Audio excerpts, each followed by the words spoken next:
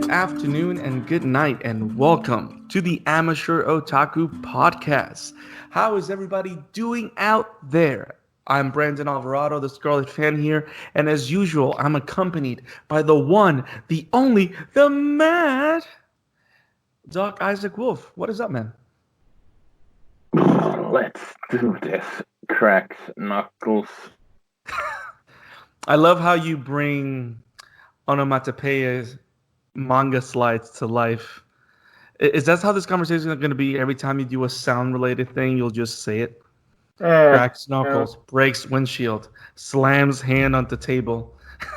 Nah, I won't go that far. Okay. Well, I will. Slams. No. How's everybody doing out there? Welcome back to the Amateur Otaku podcast, your one-stop shop for all things anime with great friends. So, me and Isaac have been covering one of the biggest anime sensations out there, which is Sword Art Online.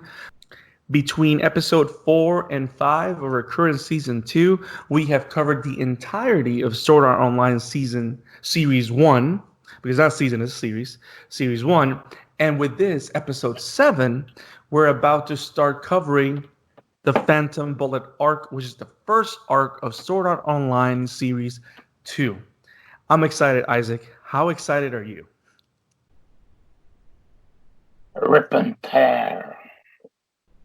So you see, you said we're going to stop, and now you said rip and tear, like you're tearing your clothes in anger or whatever. I was more summoning my inner Doomslayer. Nice. It's funny, my wife is actually playing Doom Eternal, and even though I haven't played it, I can just see that game is just badass. It's so funny. For the longest time, I called this arc the Gun Gale arc. I have no reason why. Well, it's fair because all you see is Gun Gale this, Gun Gale that throughout the whole 14 episodes that the arc takes place. But the formal name of this story is called the Phantom Bullet arc. And just rewatching the arc before recording, they actually say why it's a Phantom Bullet, and it makes perfect sense and it's very interesting. But it all has to do with the character developments, with the new character Xenon and all that stuff. Now, as you guys know, we've been covering Sword Art Online for a while, and we actually put a poll out there that I just retweeted before we started recording the podcast, because we put a poll out there for the last 7 days because we want to know what you guys think of Sword Art Online, especially because me and Isaac have very strong feelings for this show. On my side, I thoroughly love it and enjoy it. On Isaac's side, not so much, to not use the word hate, detest, or thoroughly want to assassinate.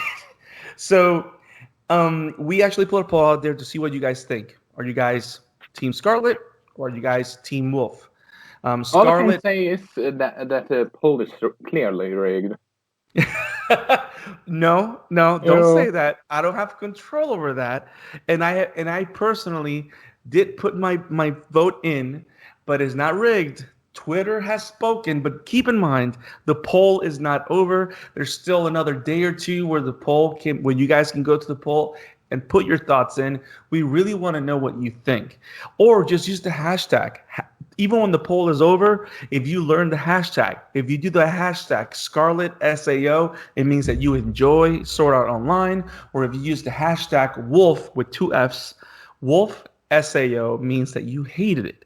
So far, right now in the polls, I think Scarlet SAO was ahead by only like 12%, which is not a lot. We've got 9 votes in. We want to see how it closes. Who knows? Maybe the hatred will rise, just like Bane's Revolution and Dark Knight Rises, and it will take over the polls.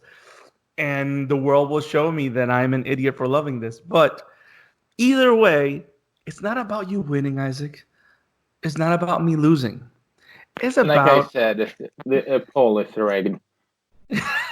Well, I'm trying to say it's not about... You know what, Isaac? I thought I could have an honest, simple-minded conversation with you. But you know what? let's go to the show. Okay, let's see how you feel. Maybe you like this arc a little bit better. Maybe it's not as. I think the Mad Doug Isaac is officially mad today. Are you officially mad today, Isaac?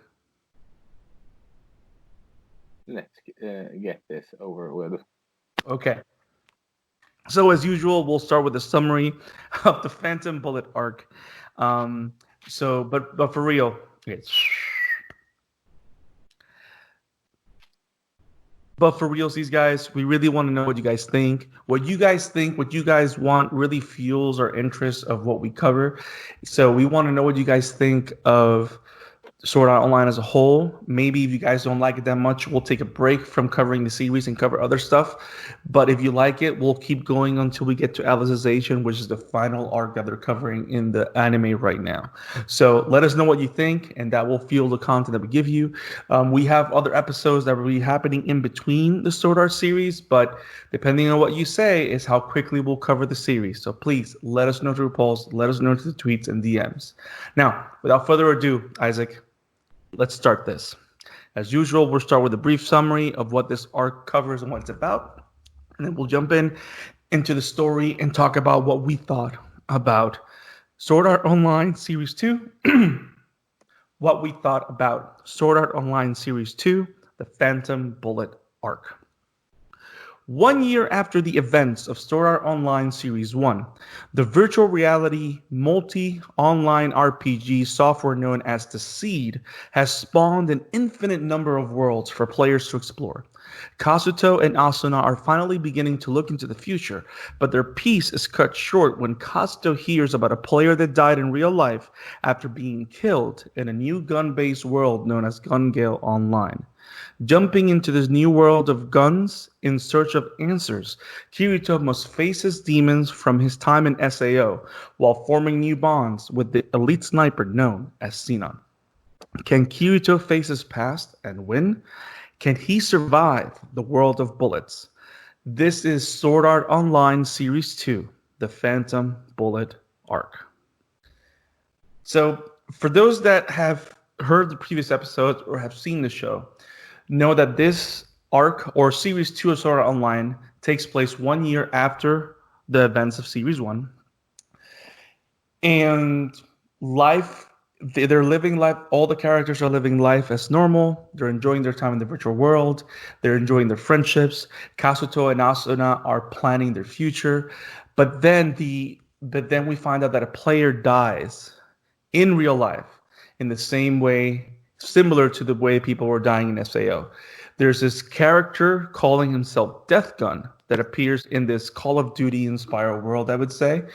I would even say it's more of not a Call of Duty, it's more of like a fantasy world like Time Splitters or something like that, where he actually shoots the screen to hit a character and the character ends up dying in the game, but then we find out that he actually died in real life.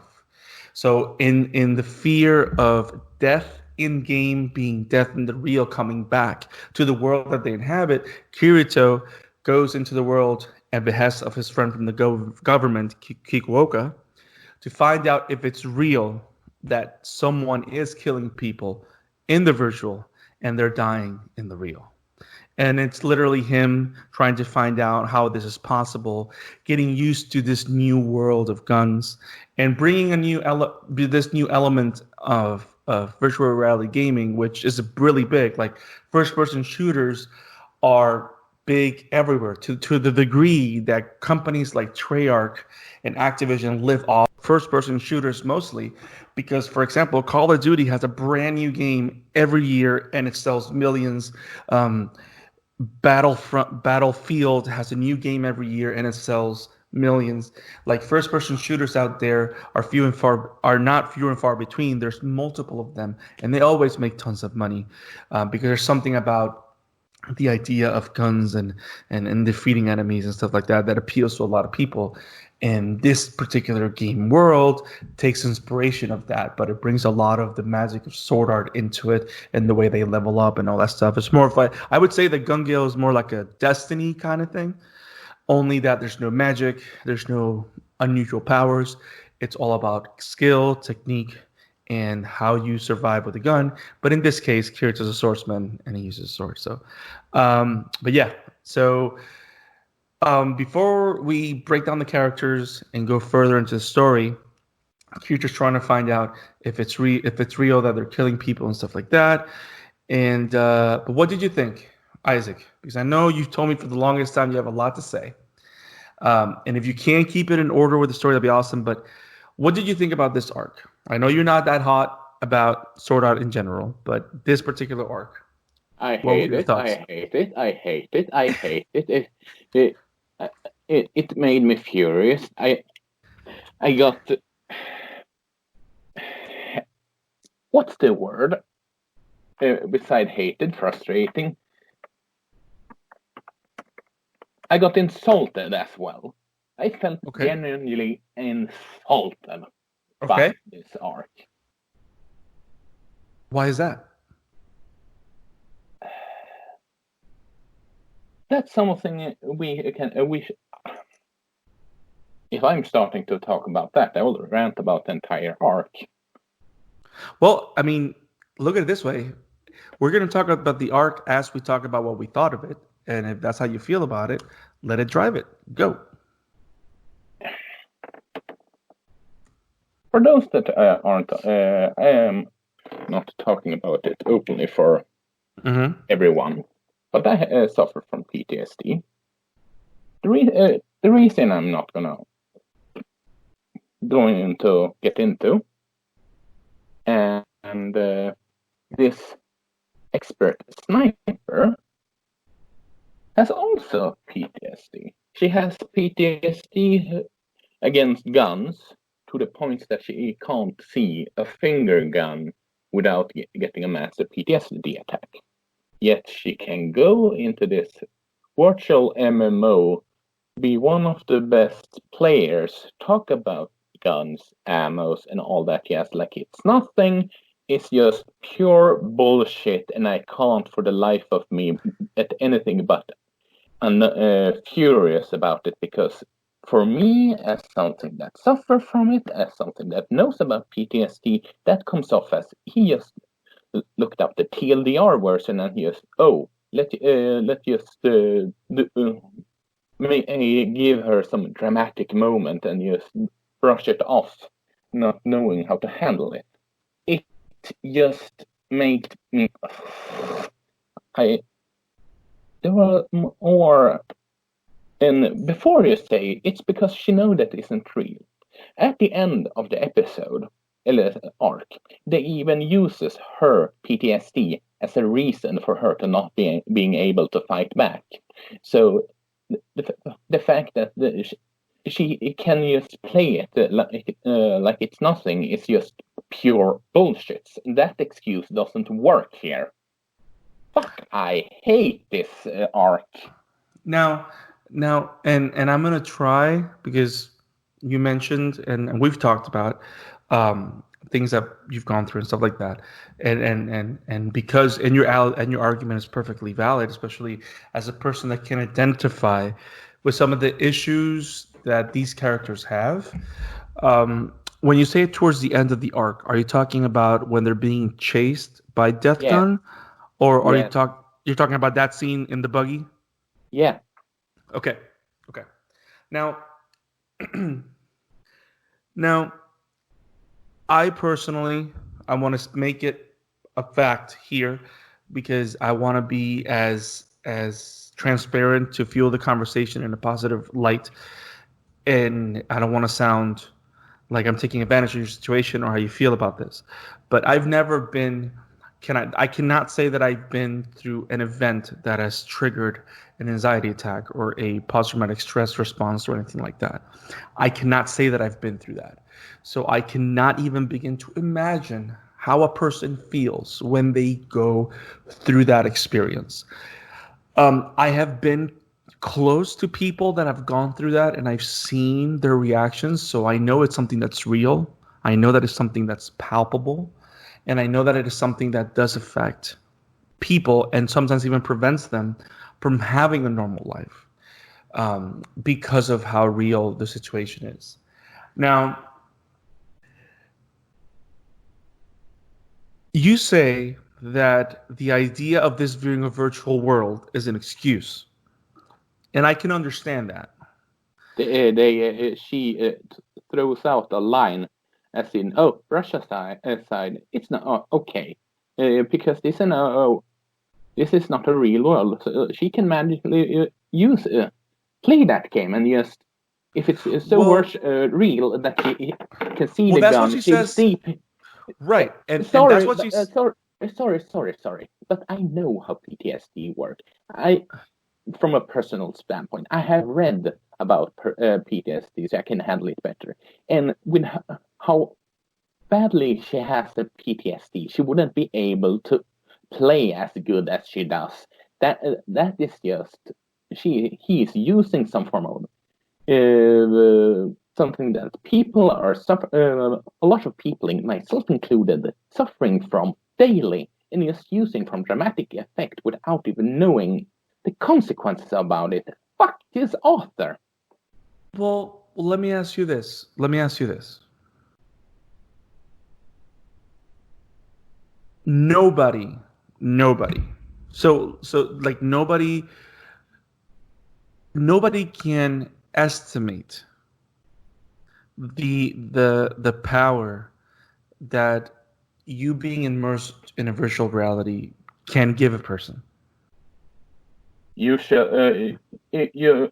No, and like for example, like I don't think it's as simple as grabbing a controller and playing Call of Duty. Like I would understand someone seeing themselves with a controller and playing this and doing that and that causing an attack, where I can see a relationship with that.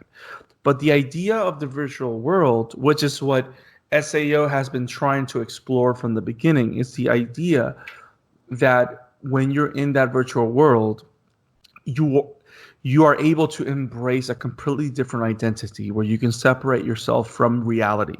And the only This. reason, well, let me This. finish. Let me finish the thought. Let me finish the thought. And the only reason I say this, and of course we don't have to agree, but this is just my argument or my idea based on me rewatching the series again and going through this and trying to and knowing what you felt about this show already and knowing what you felt about this arc. I'm also watching the series with your sentiments in mind because I wanted to make sure that we had a healthy conversation about it. Is the idea of when you're in a virtual world, you disconnect yourself from reality. So the idea, because one of the struggles that Xenon has from the beginning, and Xenon, for those who do not know, is the new sniper that Kirito meets in Gun Gale Online. That's one of the top 25 players, and she wants to be the best. But then we find out that when she was young, she was with her mother, and she had a traumatic experience in which, while she was trying to defend her mother, she ended up killing a person because this person was harassing people with a gun, and she ended up shooting a person and killing this person. And that traumatized her in a way that whenever she has a gun or sees the shape of the gun with her eyes or with her hands or in her hand, whenever she sees a gun in any shape or form, she relives the experience. She relieves the emotion of stress, of trauma, to the point that she becomes nauseous, and she has a huge anxiety and panic attack. To the point that she was ridiculed and bullied by people in school because she would just freeze and have a breakdown whenever these things happened. So one of the things that you would think that's what you should learn about Xenon is that because she wants to be better, get treatment for what she's going through, because she does not want to live in fear. She does not want to live succumbing to these attacks. She takes the suggestion of one of her friends, which we know has medical knowledge because their families are doctors, and she's planning to go to med school. And he heard about this thing called exposure therapy, which is a thing. Like I was able to look it up. It is a thing where literally you try to defeat your fear by going head-ons against it, which doesn't work for everybody. I don't think it's even a healthy way of dealing with it either. But in her mind, she convinces herself, which we cannot underestimate the power of the human mind. She convinces herself that if she enters this virtual reality and creates this character that is not her, a character that doesn't have her backstory, if she's able to be strong and she's able to wield guns here, then it will have an effect in the real world. Now, the biggest conflict that she has is that whenever she leaves Gun Gale, the Gun Gale game, and goes to the real world, she finds out that nothing has changed. That her playing the game doesn't do anything for her. It doesn't help her. But she keeps going back because she feels powerful there. So she starts embracing that virtual side of her that's not afraid of what she's afraid in the real world, because she sees them as separate entities. Sinon is one person that lives in that world, and Asura is this person that lives in this world, which is why I put this in front of you, Isaac. That scene when they're being chased by Death Gun, and she is not able to pull the trigger. The reason she's having this is because for the first time ever since she started playing the game, both worlds are colliding. So no longer is Sinon one thing and Asura another. She's understanding now for the first time that they're both the same person. Or to a degree, she's not seeing herself as Sinon anymore. She's seeing herself as Asura. And because she's seeing herself as a real world counterpart, everything is kicking in with the anxiety, with the attack. Then she should have done that as soon as she saw him. Realized that it was him. Sorry, buddy, but you No, but that's what happened. That's what happened. As soon as she gets hit by the stun, and as soon as she sees the weapon, she's not able to grab her gun.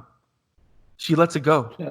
Plus, it's you said that she is able to dignify this, but let me put it like this: people with PTSD, with this kind of PTSD, would have easier, but not able. You would have easier pick up a controller playing Call of Duty than doing something as realistic than this. Doing such a realistic thing as this virtual MMO would be the last thing that a person with this kind of diagnosis that she has. It's sorry, buddy, but no, and again, I don't disagree with you. I don't disagree. No, but I don't disagree with you. But go ahead. One of the things I have when it comes to PTSD, I can say without it's blood related. When it comes to PTSD, there was for the longest time, and I mean for the longest time, I couldn't see anything where there was. I couldn't see any R-rated movies or stuff like that. Just blood. I couldn't see, because if I couldn't even see. I couldn't even see certain animes, and it was animes with blood. And animes is cartoonish blood. And you expect me to believe that she would be able to, and I recognize that type of PTSD. And you expect me, as someone that suffers from suffers. Sure, my life is getting better, but I still suffer from it. But the author expects me to believe that she would be she could so easily separate this from the virtual reality from the real reality, compared to a video game or a movie. Sorry, buddy. I can see your argument, but as someone that has the same things that she has, no, I can't accept it. I don't buy it for a bit. Okay, and that's fair. I the only thing I could say is that this is an imaginary case in the sense that this kind of virtual immersion doesn't exist. So we can't really quantify or imagine, but I can understand where you're coming from 100%. And I can understand also how you find it hard to accept or believe that this could be a real case or something that could be considered a real case that we're observing. Now, let me ask you this.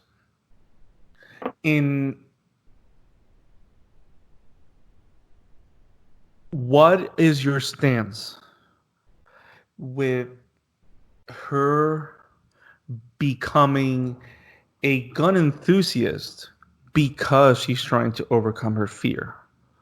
What are your thoughts? What are your thoughts on that? The whole idea of that could work on paper, but the execution and No. But I'm not talking about the whole thing of her shooting and stuff like that. But the idea that she... Yeah, I know. I'm just talking about the idea of having someone working with PTSD of guns become a gun enthusiasm. I have a hard time believing that, but on paper it could work, but the execution is so lackluster that it's not even funny. Yeah, I mean it's like for example, when I correct me if I'm wrong, but there's to everything there's two sides of a coin. Like you have the person that deals with what they deal with, and their way of coping is trying to stray away from it as much as possible. And then you have the other side of the coin where you try to face it as much as possible, to try because you believe that that will help you overcome it. Yes. And again, I'm not saying that they did it right. I'm not justifying what the show did. But what I'm saying is that maybe in a world where this exists, there might be someone that would face this way. I know it's probably not what's going to happen with most cases, but could we really say that there won't be a case that will try and face it this way? I'm not saying that you could use that as something to face it, but when her states of the whole PTSD thing, that her being able to use that is just pure bullshit. Were she on the better side of it, using it as something to? Then sure, but she is on the higher level of PTSD. It's that's what makes me so. No, and I completely understand it. It's one of those things that makes me think that it's very possible that what the author was going for was to show to greater depths how people separate themselves when they link up, because a lot of times, like we've seen people being forced to be themselves in the first SAO. We see the different layers of relationships that can exist in the second arc, like with the whole thing with Suguha and Kazuto being siblings in the real world, and then Leaf falling in love with him in the virtual, and how that brought up different layers in the relationship. And now with this arc, to a degree, his goal was to show people how people distance themselves from reality by choosing a particular reality as their own. Because the whole thing with the Gun Gale arc is all about Sinon choosing the reality where she felt stronger, even though that she wanted to feel strong in real life. And the whole thing with Death Gun is that he wanted to live in a reality where he was in control and could take control of other people, which is what he was doing by taking their lives. They did a better job with having another reality with his sister casting in the second arc. I can see that. I can see that. Were they a good job? No, but it's a far better job there. Now, let me ask you this. Being that you have these strong feelings about Sinon, let's talk about Kasuto Kirito. Let's talk about PTSD. What is your take on his?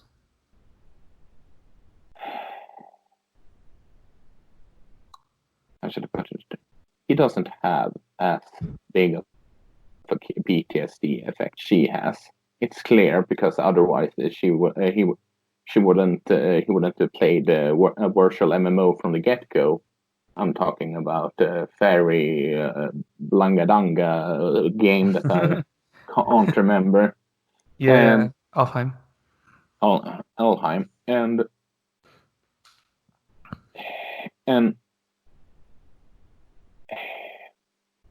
his PTSD works a little better because he gets nervous, but but it's not to the point that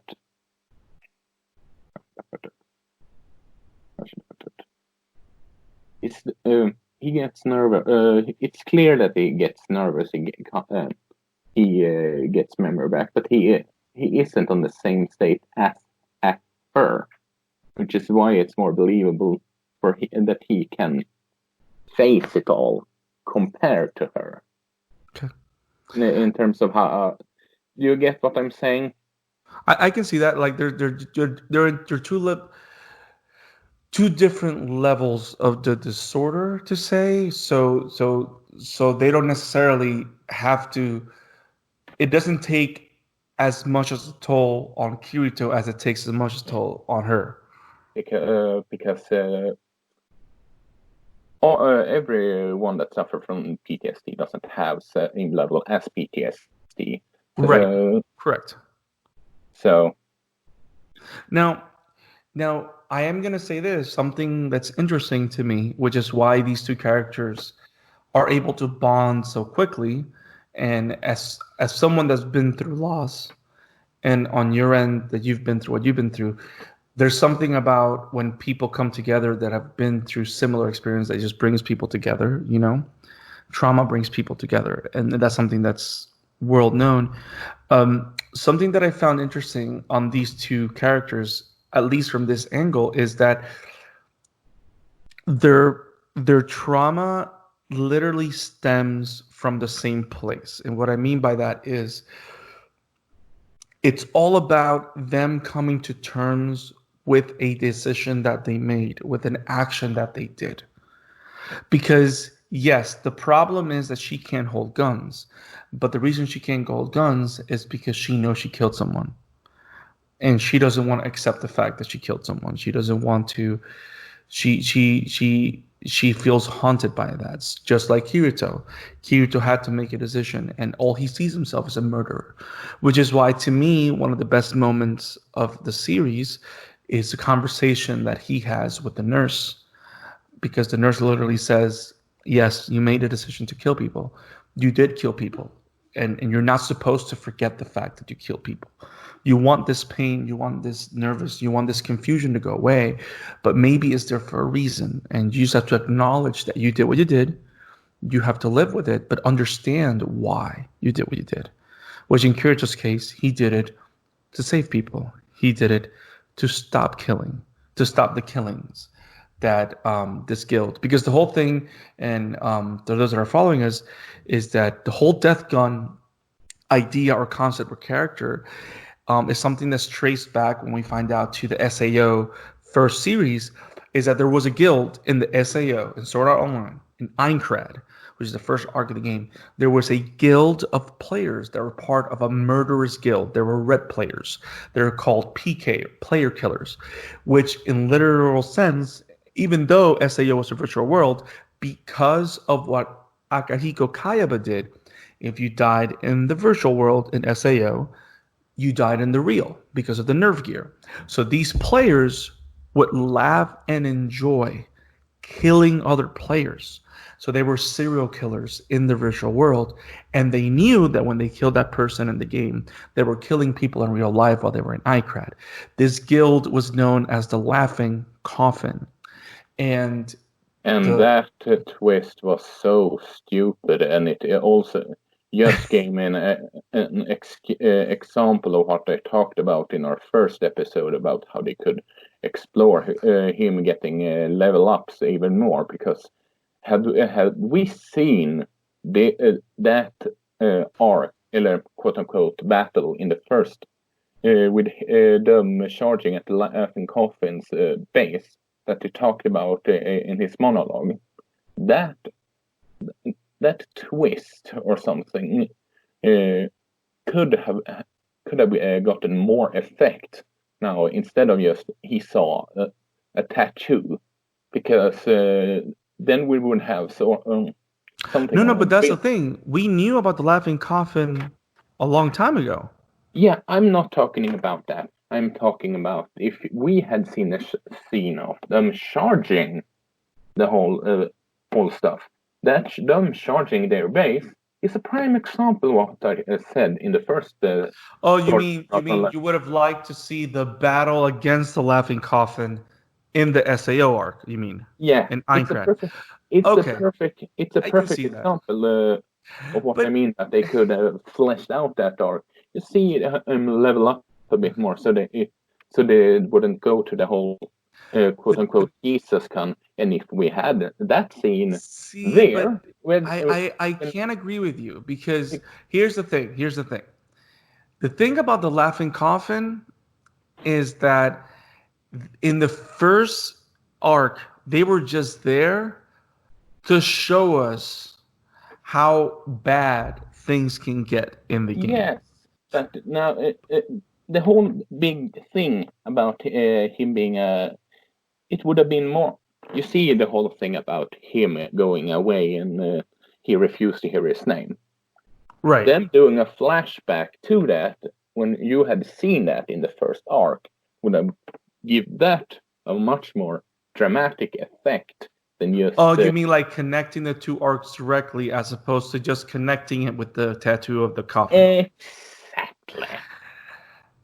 I can understand that. I can understand why you would see that you want to see more, but that's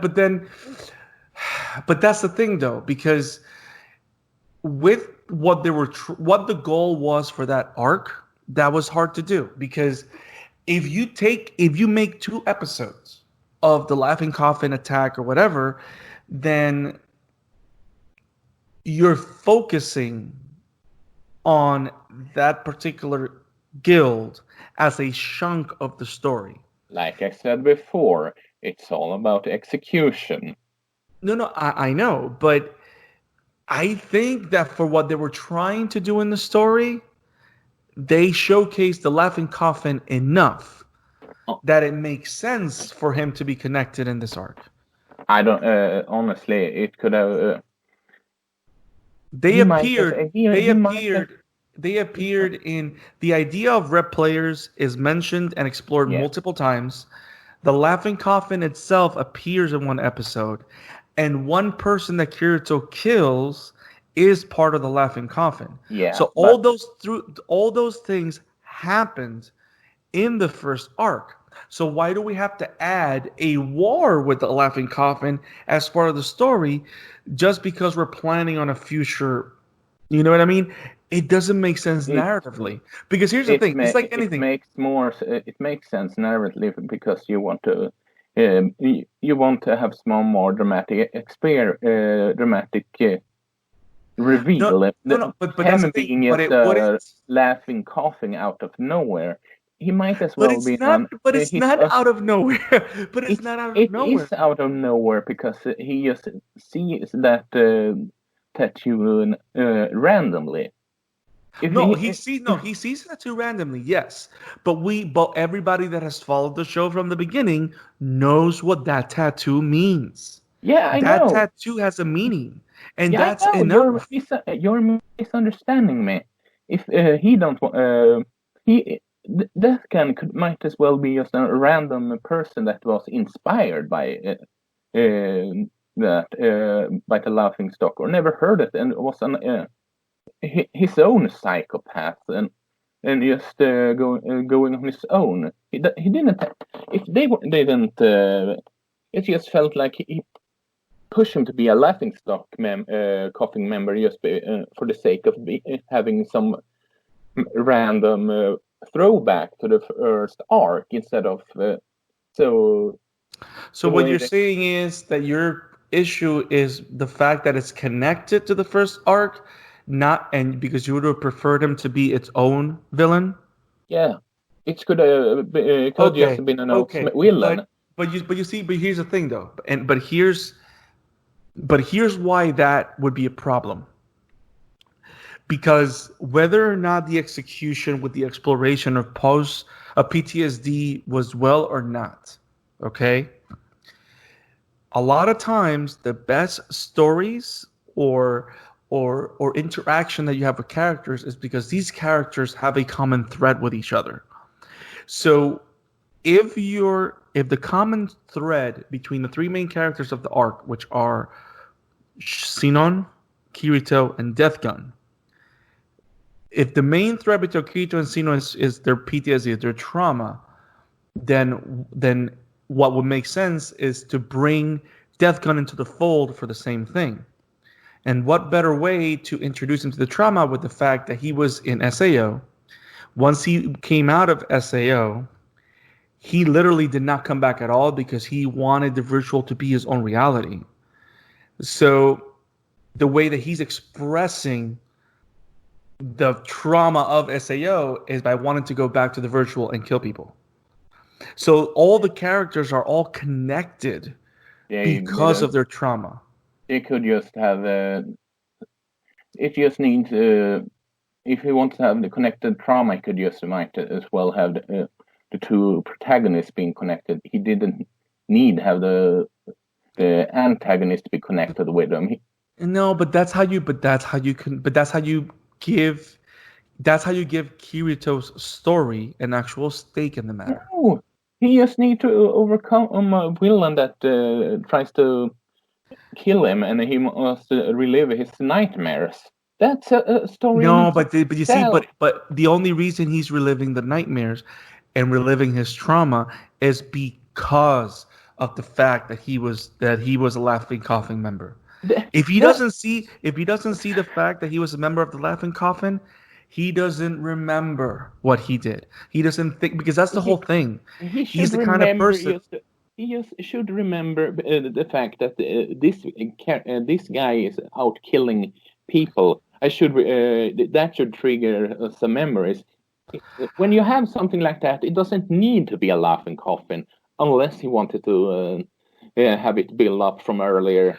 Well, You but see, if he would have a memory because he's stalking a murderer, right? If it wasn't related to the Laughing Coffin, yes, he could still have a flashback because he's trying to stop someone that's killing other people, killing other players. Yes, he could have a flashback, but his stakes on the matter would not be personal. it The would fact still that the be Laughing Coffin, personal. no, they wouldn't be personal because he has a direct relationship with the Laughing Coffin, Then and you that's what just makes it personal.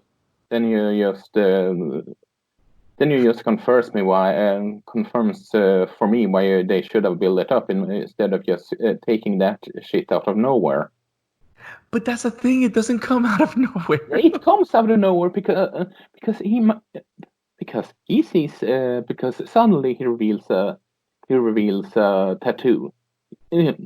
Uh, Someone that like to murders people doesn't necessarily have to be a part of the laughing coffin.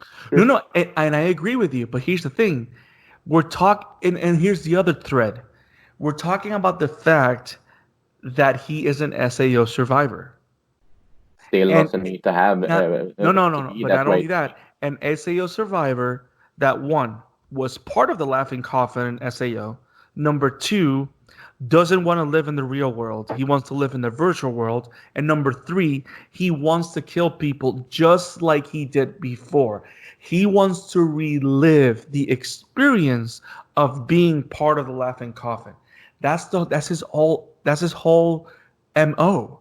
Death Gun's MO is that he wants to relive his quote unquote glory days in the If Laughing Coffin. if they wanted to have such a deep villain that you are claiming to, they should have given him some more screen time No, because no, and I now don't. And again, I'm not saying that he was supposed to be a deep villain, because he wasn't necessarily. But what I'm saying is that the reason that these choices were made for this villain is because of how it connects to Kirito and how it connects to his past. And what I'm saying is, as a want to be writer, I can see the threads and why they are there. Now I can agree we can continue, and I think the funniest thing is that we keep coming back to the fact that we both disagree in the effectiveness of the execution, which is one of the main reasons why you don't like the show, because you don't feel it was executed correctly. But then again, that talks about our spirit as writers. Like, we love telling stories, so we both have different views on execution. All I can say is, though I don't agree with you, all I'm trying to say is that I can see the whys of the decisions that they made. I can see the whys, and I can see the threads that allow these connections to make sense. Now, whether you agree that they were well done or not, I can understand why you don't. But all I'm trying to say is I can see the thread. That's all I'm trying to say. You just did an entire explanation explaining why I think they should have built it up there for instead of just doing like they did. But that's the thing, though. But if they took the time to explore the Laughing Coffin and SAO, then the show or that particular season could not have taken the time to make the show about Kirito and Asuna, which is what they did. You are missing my point. They could just have the episode of them just talking about ending. They have sort of like I'm just pulling something hypothetically.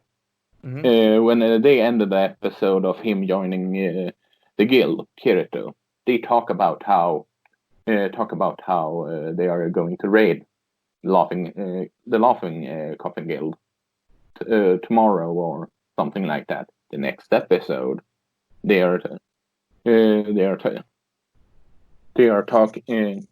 talking about.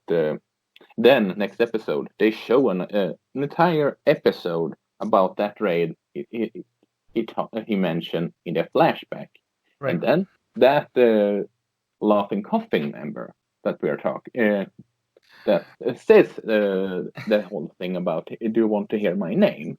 He also said, see you later. And then when he says, are you the real deal? And he says the whole laughing tattoo. And then he could just flashback, is he this guy? And get the attack through that. It could just have been simple as that. I can agree with you, and I agree what you're saying. But here's the only thing.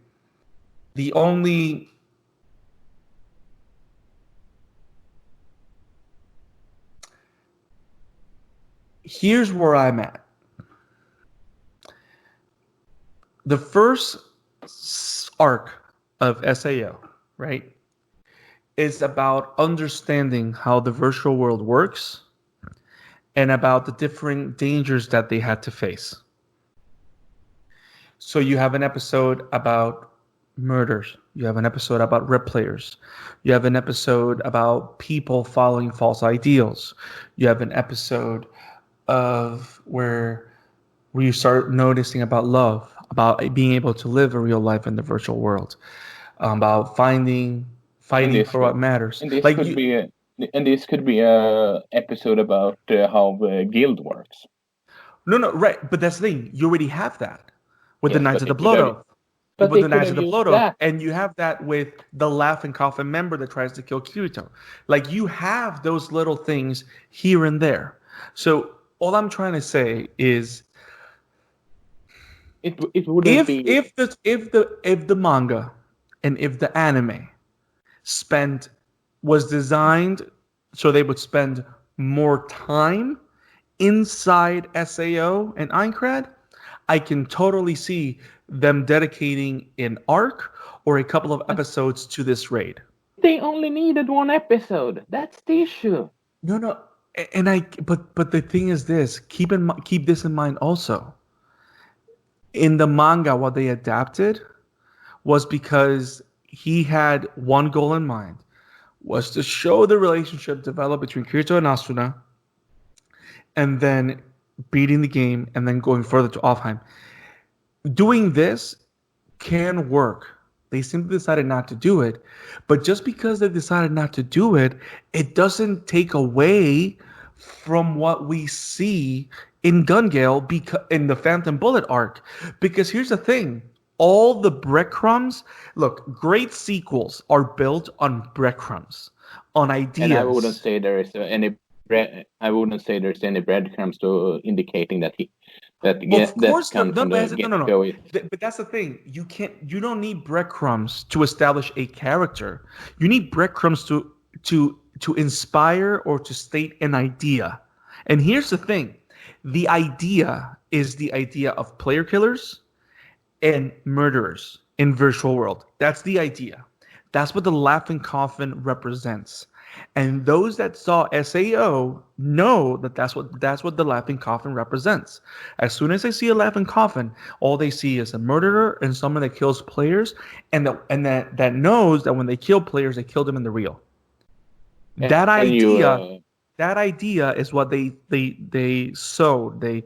That's what they put in the ground. And when we see that idea resurface on Gun Gale, it clicks. Now we can focus on why this character is carrying this idea. And I wouldn't say that they are doing that at all here in Gun Gale. Okay. Sorry, buddy, but no, and that's fine. Thing could have made this whole him being a part of former laughing. But I personally like how the flashback is used multiple times to inform Kirito's arc. Flashbacks is one of the most laziest form of plot elements when it comes to writing a story. I don't disagree with you. But when you have a character that is trying to escape, that is trying to form a new life after everything that happened, it's not a bad tool to have. Now, again, I understand where you're coming from. It just feels like he used the flashbacks because, like I said, there's people have said something about him feeling that the first arc were rushed, and with all the flashbacks and all that jazz, I can believe that because, I said, you know what? Single episode could have made that whole laughing coughing so much better. But you know what? If we found out that this whole show was depending on flashbacks, I could understand your argument, but it doesn't. Like, this flashback is pivotal to the story that they're trying to tell. And they could have used them, and they could have just streamlined that better. Streamline that more if they just had that tiny streamline it into the first arc. Because, like I said, execution is the key, and you could have used an episode like that to not stretching too much on the left or right. From this general idea, you're right. That's the general idea of is it Einkrad the first arc is? Yes. Yeah. The general idea that you're absolutely right. It's pretty clear, but it needed more. It needed some more. I'm always up for short and contained stories, but that story is just. You're playing in an MMO, right? I'm sorry? You play Destiny is like an MMO, right? Yeah, it's very similar to it's a multiplayer, multiple online game or whatever RPG. Yeah, it's more. I think it can be considered an MMO. Yeah. I have thought about it. It feels like you looking at it from someone that plays an MMO. I mean, you're a player Final Fantasy 14 also, whereas I don't play MMOs, so I'm looking at it from a blind person. I Okay. thought you had told me. I think the difference between us, which is why which comes boils down to that arc and now this, is that I'm just going in from a. I went in from a blind perspective. You went in from a MMO playing perspective, Well, not and I. necessarily. Not. Go But ahead. with let's stop the whole talk of about I integrate arc. We are talking about the Thunderbolt arc, and it's just as someone that has not played MMOs, but I just feel that how should I put it? This entire series so far, because I only seen these 3 arcs so far. Just feels like, just like I talked about. Well, I think it's the whole fanficky guy want to swoon every girl and all that. Yeah, I stand by that. It's just if someone told me that the author had played MMO and he just broke from the perspective of he just filled in the baselines and he did and he make it so that those that have played it recognize it and enjoyed it, while you should have filled in some of the blanks for people like me who doesn't play stuff like that could enjoy it too. It just, which is also one of the biggest which I want to chime in before we continue with the whole Einkride arc. I thought about it a bit after we talked about the Fair Dance arc. But anyway, which goes back to what I feel with the whole Willem, because I can sure I can see what you're connected, but show loose threads. I mean, it's not like let's say the Batman Begins without in that movie it ends with a whole Joker card, as you know. Then next movie we have the Joker. That movie didn't need that scene because well, we would see him in the be introduced in the trailer and all that. Yes, here we are talking about a character. Cut. The execution of the reveal is what makes it so, because they are only talking about a player that wants to kill, and it's not until he meets Kirito talking about are you the real deal that we are getting an that we know that he is the whole Laughing Cough member. While I can understand your argument about the connections for the whole thing, even though I disagree with the whole thing, because they could just have spent more, because it still could have worked with him dealing with his demons, so to speak, without him going back being a Laughing Coughing member. It would have made more sense than so story-wise to sort of build that one up. I mean, there's loose, for example, in Lord of the Rings, there's loose ends of what happened, what will happen later on. There's in Harry Potter, in Star Wars, in what's it called, and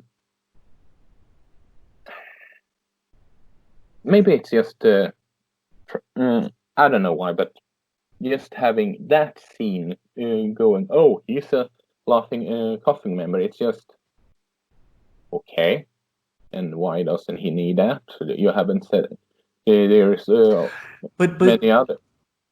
You see, now, I think you're missing one big detail though, Isaac, and it's keep this in mind. When he meets this guy, right? We know he's Death Gun.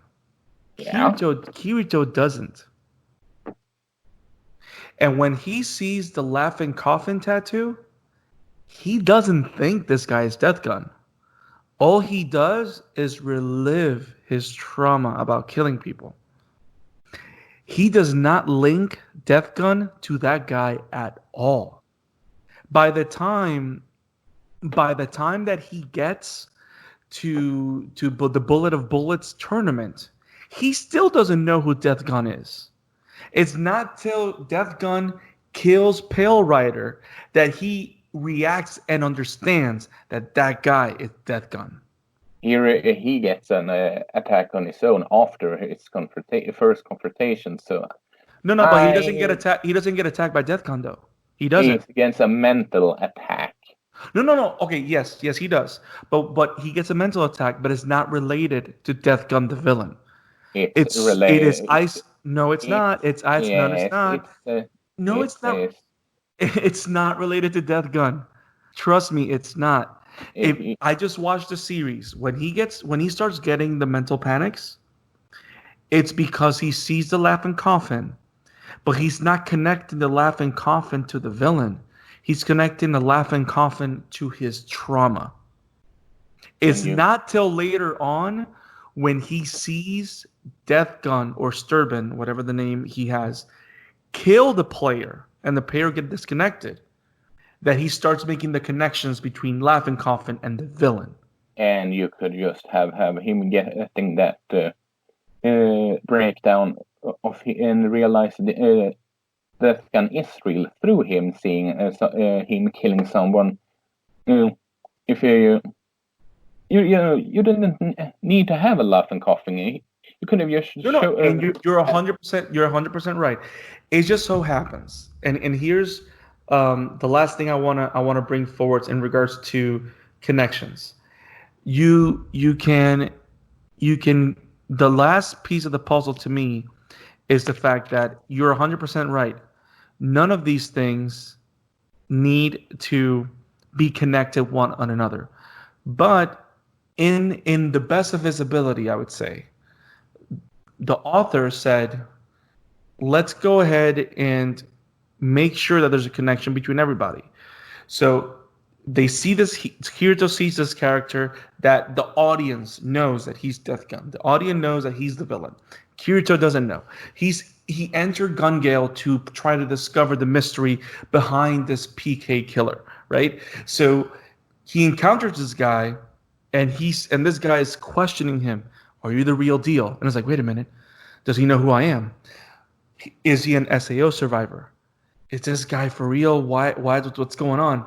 And then when he sees the laughing coffin tattoo, he starts getting a flashback and he gets this panic attack. Now, the panic attack has nothing to do directly with this guy because he doesn't know who this guy is. He suspects he's an SAO survivor. He doesn't know that that's Death Gun. He's just dealing with the fact that he's remembering something that he's been trying to forget for the longest time.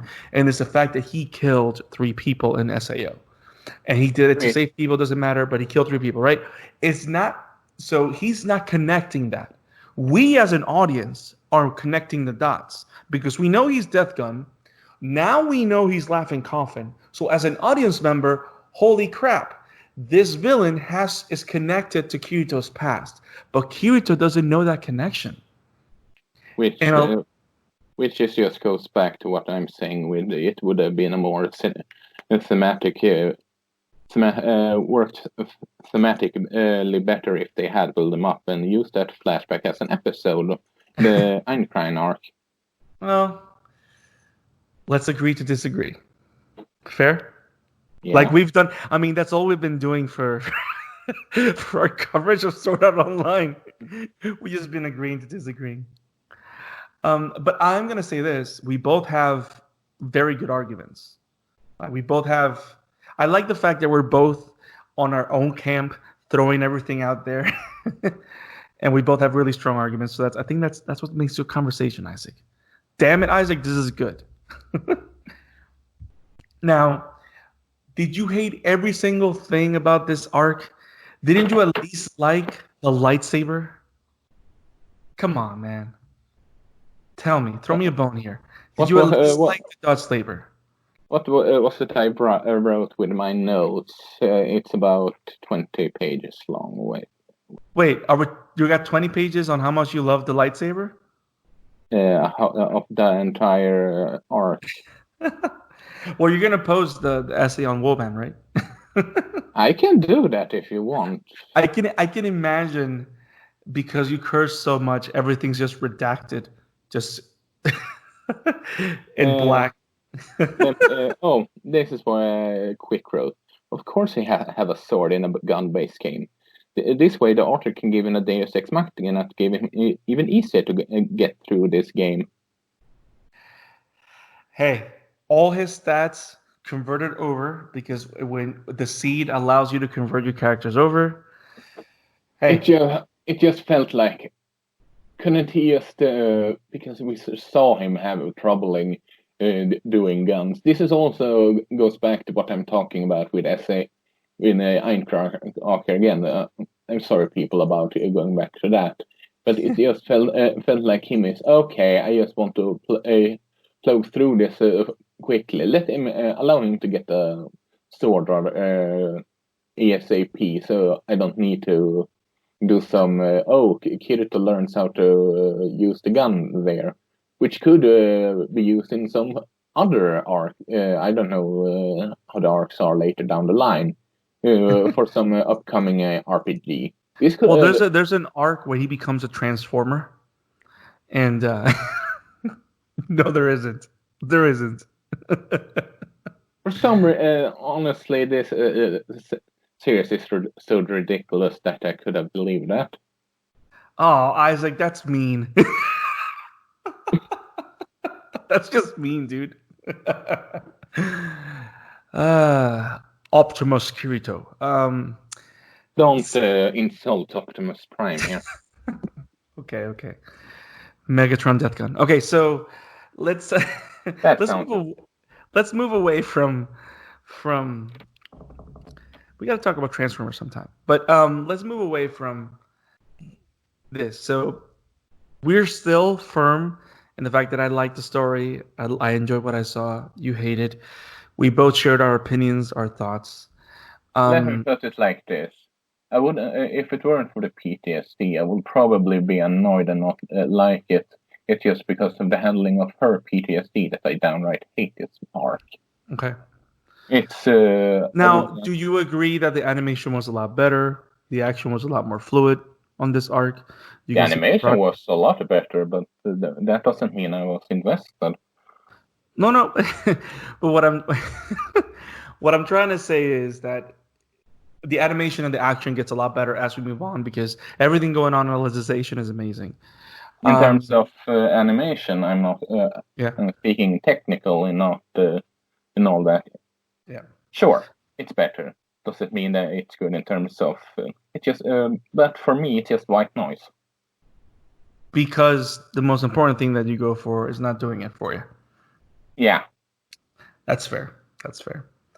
So, Phantom Bullet arc. Kirito, with the help of Xenon, stops Death Gun.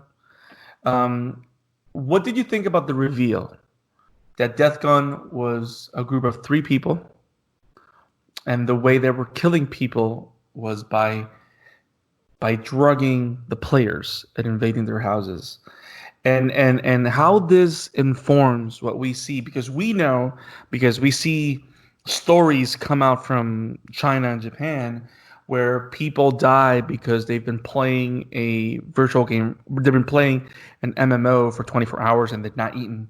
Like, these things have happened. People skip meals because they're obsessed with the game. Fun fact. They actually spoil who the villain is in the opening. Oh, 100%. That's actually, by the way, this is one of my favorite openings in the entire series, but I cringe every time. I cringe with that because you're 100% right. They spoil that from the very beginning, and it's like the worst thing they can do. Um, and But and especially when you start seeing the kid kind of get handsy with Asada, with Sinon, you kind of go like, this is a pervert. speaking of that, that was another thing I wrote. So the bad guy is yet another molester that the main female against But the main again, female of this arc knows since earlier. How original! no, but again, when you lose your grip with reality, now it's for different reasons. Yeah, but This is something that does happen. No, but this is he's something still that's a happened. molester that goes against the female protagonist. How original! I can see why you would frown upon that. I can see that. Now, but let's talk about the idea of them breaking into people's houses, them killing players while they're unconscious because of the atmosphere.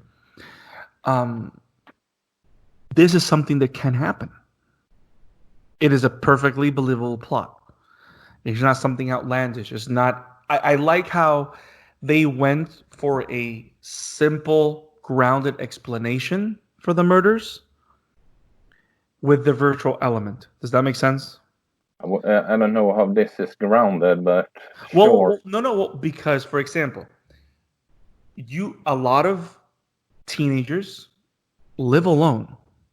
That's something that happens, especially when they go to cram school and stuff like that, which was the case of Asada Sinan. The locking systems of these apartments, all the fact that the parents of the kid, are so involved with their hospital business that they are able to steal medicine. Like those kind of things are believable, are grounded. These are things that can happen. Now, because you're adding the virtual reality aspect to everything, is the fact that when people are diving with the atmosphere or nerf gear, they're completely unconscious. So someone can break into your house and you never find out. That is something that is perfectly believable. They just so happens to know exactly what house said person is, and they can use the drug in the exact same second. And Well, they explained they that. But they explained that though. it just feels so. Yes, they explained that, but it still felt so ridiculous. So just It's what I'm saying is that it wasn't as a convoluted as the previous villain was, because Akari Okayaba, he was a great villain. It was a good villain. The one from Fairy Dance was way too convoluted and way too. Bleh. This one, they took it down a notch, and it worked for the arc. That's all I'm trying to say. I'm not saying it was perfect. What I'm saying is that it worked for the arc. That's all I'm saying, Isaac. I'm not giving it an Oscar. I will give it this. Well, I agree with this. It's a better villain than the Fair Dance arc, but that doesn't say much. Okay, so before you keep hammering your hate towards me, no, I'm kidding. I'm playing. I like it's funny. It's funny how this is the arc that you most hate, and this is the arc that I most like. Like it's, I find it hilarious. Like we keep crossing the streams, or pushing further away. Did I mention that I facepalm when Kirito just happened to not being able to design his own avatar there, and it just so happens to become female, which is it's just clearly fan service, nothing else. How do you mean? Oh, because they preferred Asuna more than him, so they made him look like a female for this arc. You mean? Yes, it's fan service. See, I never thought of it that way, but that is funny. That is funny. And you know what? It's crazy how the whole thing with him looking like a girl. I'm like, dude, just cut the hair. That's all. Just cut. And it's funny how it was a problem for him at first. It was a big problem between him and Xenon. He gets used to the avatar, and then he starts trolling all the guys. That was Oh, actually perfect anime moment. also, by the way, When he goes, root for me, guys. That was actually hilarious. by the way, do you remember how we talked about he knew the code and all that, yes, from the beginning? Yeah. Like for How do, Yui? yeah. How do you how do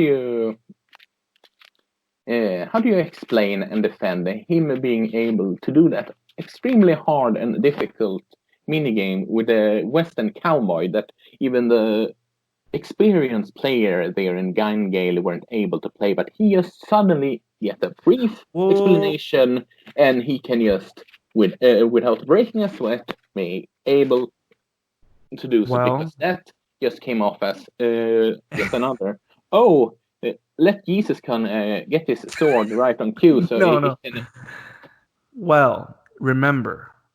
he's a computer geek, but No, like I no, that has said, nothing to do. No, that has nothing to do with him being a computer geek. It has nothing to do with that. It has to do with the fact that remember, when he got into Gun Gale, he transferred all his stats from SAO and Alfheim. So he transferred all his stats, his level and skill. So the evasion and agility that he had in Aincrad, he has it here, which is super evasion agility off the roof. So him understanding the mechanics of how the bullet line and the prediction line works, he used that to his advantage because remember, he's a super fast, strong swordsman. That's his thing. So he focused on what he knew best, used the information that he was given, and that's how he was able to beat him. okay, Because the problem is that all the players are used to depending on the bullet prediction line. They're focused on the prediction line, and that's how they determine if they're going to get shot or not.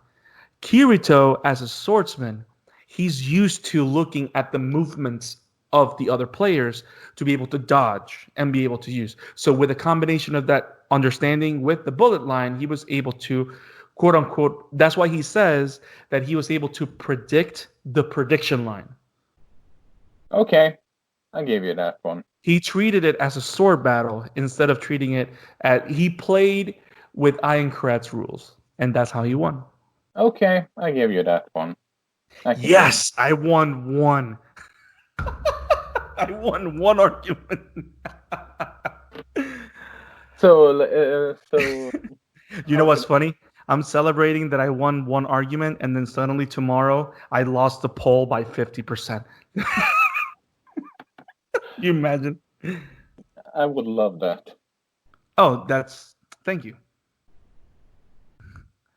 Uh, Uh, so so you agree with me if this, he just we're starting over that him being able to do that would just be total bullshit.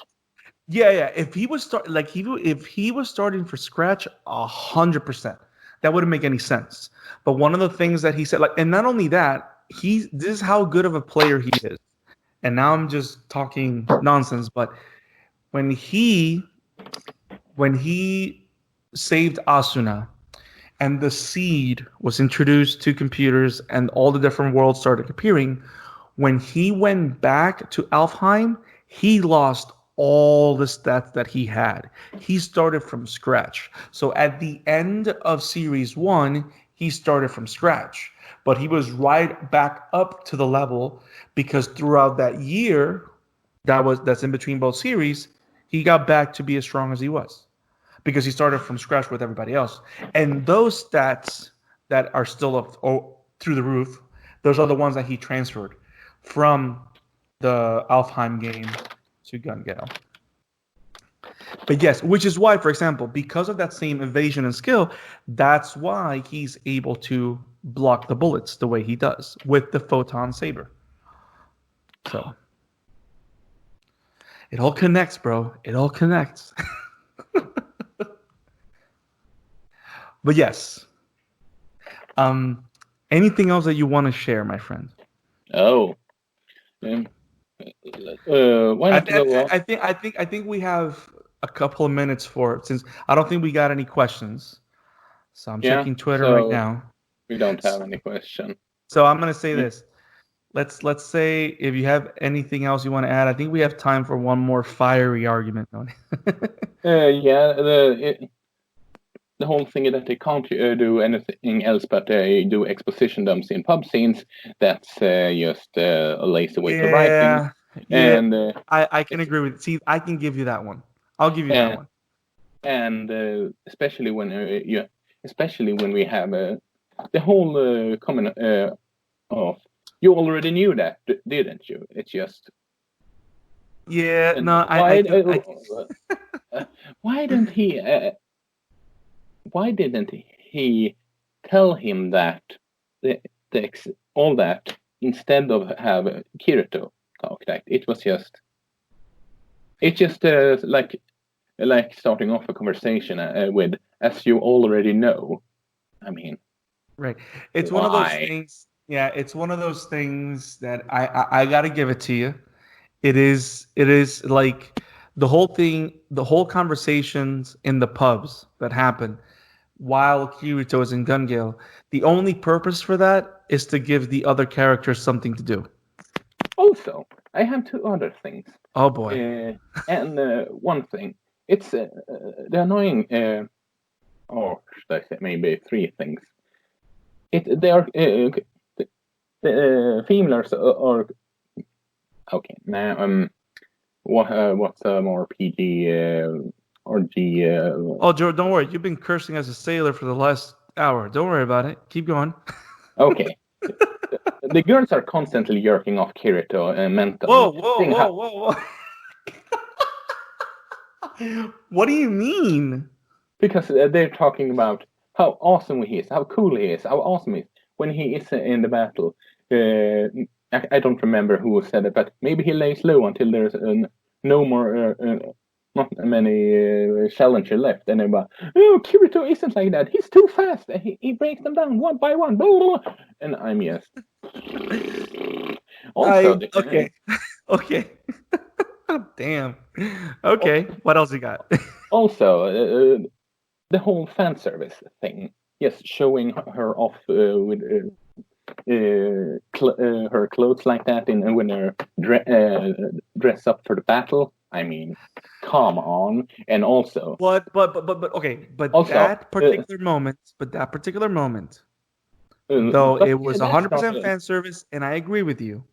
You and I both know that is a classic anime trope. Yeah, but now all animes do it. But you can't blame Sword Art for that. You can't blame Sword Art for that. But here's my biggest issue, and I can't imagine that I can't believe that I missed to point that out in a fairy arc. And that's, will you look at that? Tentacle scenes. And it was in the fairy arc too. And it continues to do it. And I see the trailer for the last arc, and it apparently continues. And I'm just... Wait. What do you mean? Oh, when do we see tentacles? Oh, wait. Okay, so you're saying when Asuna was trying to escape and you see these two monsters? I'm talking about those flower monster with big tentacles is trying to... Bro, all I'm going to say is this. I personally did not think about any of that, but now you've ruined that scene. But I get what you're saying. I get what you're saying. But they don't go too far. They do not go too far. If you want to do tentacle porn, just go and do tentacle porn. And but that's not what they're trying to do. And just spare me from this. That's not what they're trying to do, Isaac. I think we've lost all of our audience right now. They're probably looking for that. No.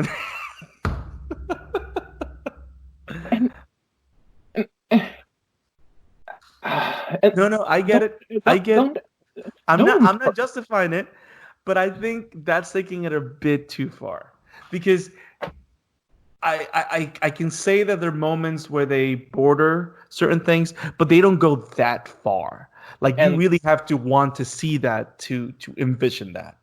I'm not saying that you're trying to see that, but but I don't think it's that obvious, Isaac. knowing Japan, you never know. That's true, especially when we have people invading people while they're sleeping. So, Exactly. so Also, I'm glad we agree. don't forget the nurse that reintroduced herself through the means of slapping Kirito's ass, and But then again, can't stop. but then again, that is true. That is true. But And that is a he classic anime trope. You always have this adult woman that does weird things with boys because it's weird. that I doesn't know mean it's okay here too. I'm not saying it's okay. I'm saying that it's funny and it can be funny and it's very typical of anime. The good thing is that Kirito is a good man. He is. She's when he is trying to get away from her, she's just grabbing him and continues doing so. So it just. But when he asked to be professional, she was professional. And she does give us one of the most kind-hearted scenes in the arc. Okay? Also, Don't mess with the nurse, okay? Do I need to remind you that there have more than one unnecessary ass shot on the sniper? Oh, dude, that agreed. Agreed. There was one specific one that irked me so much, and it's when they're in the cave and they do a zoom and then they show Kirito looking at it, and Kirito kind of like snaps out of it, and I'm like, why? But then you think about this. This is a rated M. This is a mature anime. Like this is not an anime for teens. It's an anime for young adults or older, and the fact that the creators feel the need to do moments like that, I find irritating. So Yeah, I do have to agree with you there. But it's not something that you can blame Sword Art for. No, I'm not saying you see it everywhere. I'm not blaming that on Sword Art. But that doesn't mean I can't be annoyed by it. But Isaac, be annoyed on the things that matter, not on the things you can't control. But you perfectly explained why he. How should I put that? I didn't know that at the rating. Yeah. If I'm not mistaken, this is a mature show. Like this is considered mature. Yeah, because of moments like that, and because of the blood that you see in the battles, it's considered a mature show. Then the tentacles makes even more sense than usual. Is that the last thing they're going to remember? Our audience is going to remember of this episode? You talking about tentacle porn, Isaac? The shame.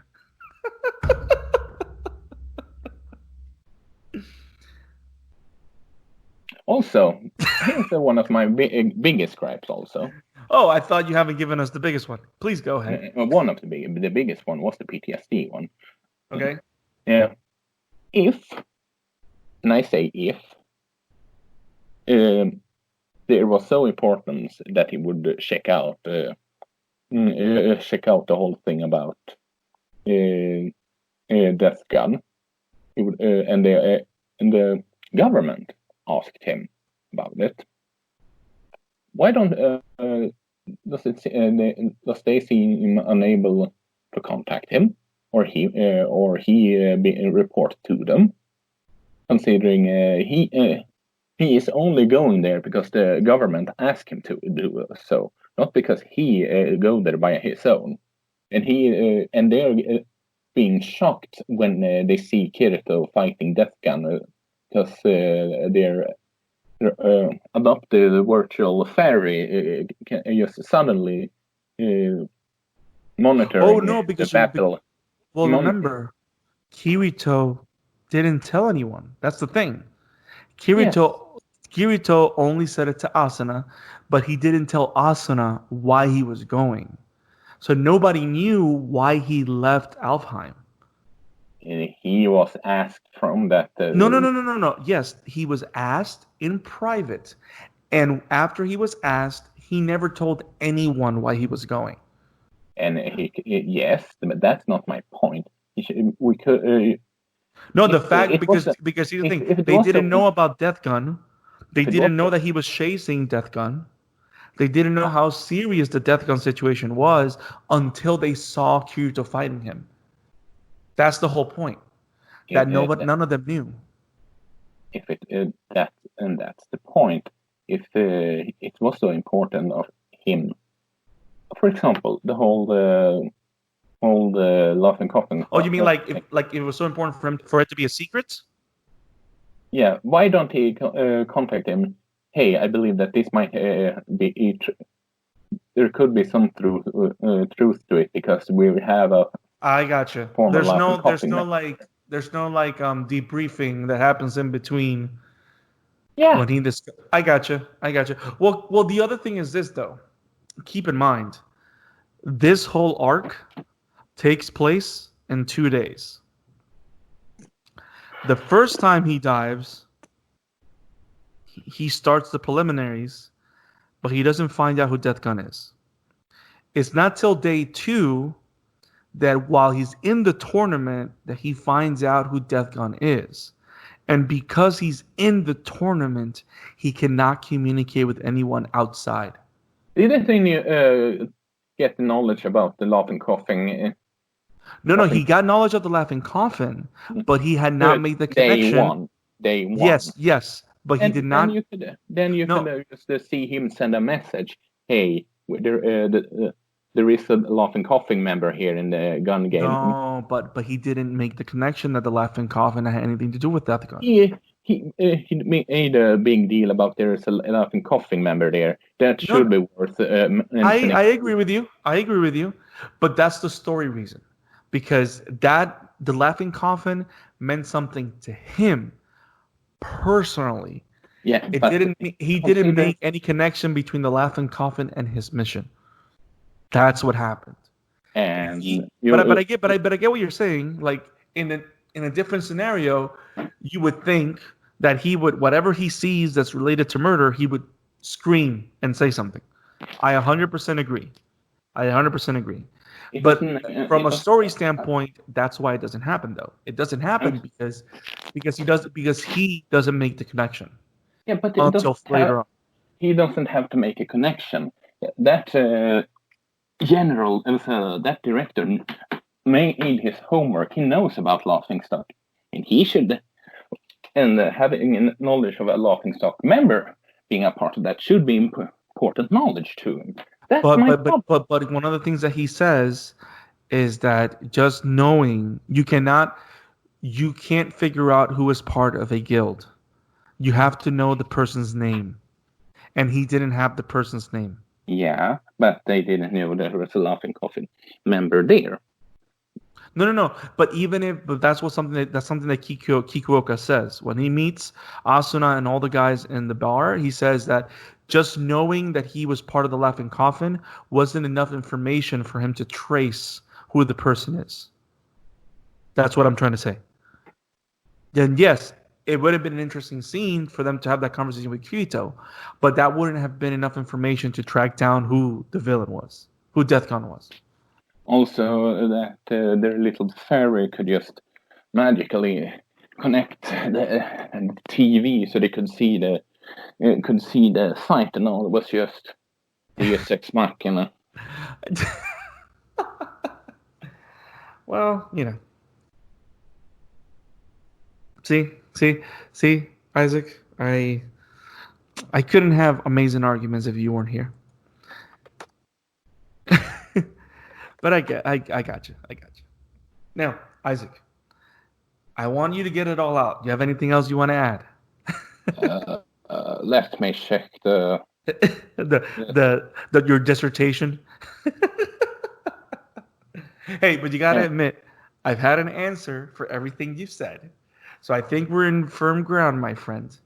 Again, I think we respect each other to say that I think out of everything, you've agreed with one thing and I've agreed with one thing, and everything else we're in the same place. It's have been an insanely long recording, though, that's for sure. Hey, people that love the otaku will love this recording. They love the fire in our eyes, Isaac. And Sasageo. Sorry. That's the wrong series, buddy. But when you read Sasageo, it literally means devote your hearts. And we devote our hearts to our stance on Sword Art Online. And yes, people, we are going to cover season 4. Don't worry. Yes, we are. Now, Isaac, this has been an amazing conversation. We've both really stood our ground in a very poetic manner. I think just for surviving this, we should record again sometime. Yeah, I mean, you're going to watch Ninja Resurrection and Puppet Master with me. So well, this is what we're gonna do. Whenever we decide to do that, we're gonna do commentaries. Fair? Oh, yeah. You heard it here first. So Isaac wants to do Ninja Resurrection, and he's told me how crazy those movies are. Ninja Resurrection and Puppet Master. We're gonna do those films, but we're gonna do it as commentaries for you guys. We know how much you guys loved or enjoyed the End of Evangelion commentary track, so we're gonna do commentary tracks on those two as well. So I'm excited to see what happens. I just want to give a heads up. Both of them give you tone whiplash. Just so you know. Oh my god. Oh boy. I'm serious. That's fair. I mean, you're always serious. Serious like cereal. So I mean, you won't be the same after you see those two. That's fair. After watching End of Evangelion, I can believe you. End of Evangelion is normal compared to these two. Why do you hate me? Okay, so before we wrap up, Isaac, my friend, my brother, where can people find you, my friend? You can find me at Emblemaniac with a C on Twitter, and my work over at Wobam Entertainment.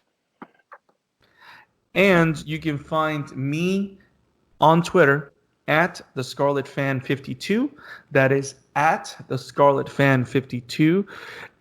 And you can find everything Amateur Otaku related on Amateur Otaku Pod on Twitter. You can send us DMs, you can send us tweets of things that you would like to see, things that interest you, things that you would like us to cover. Please send us a DM on at Amateur Otaku Pod, or send us an email at amateurOtakuRTF@gmail.com. You can also find my movie podcast, The Shatter After, at The Shatter After on Twitter and on Anchor as well. We've been absent from podcasting for a long time at The Shadow After, but we're bringing it back very soon with an episode on The Last of Us. And yes, some of you might say The Last of Us is not a movie, it's a game, but it is a perfect example of cinematic gaming, which is why we're going to cover it in The Shadow After. And maybe The Shadow After is going to evolve. It's not just going to be movies. It might be just talking about stuff that we love, because whenever we get people together and they love one thing, there's a shatter that rises. So a new episode of The Shadow After is coming soon. Stay tuned on Twitter. And stay tuned for the other new episodes that are coming from the Amateur Otaku. We have more episodes coming out on Manga, more episodes on Sword Art Online. ID Invaded is coming soon, Makoto Shinkei. Stay tuned. There's a lot of awesome stuff coming. Thank you for being with us. Have it awesome, guys. Peace. Peace.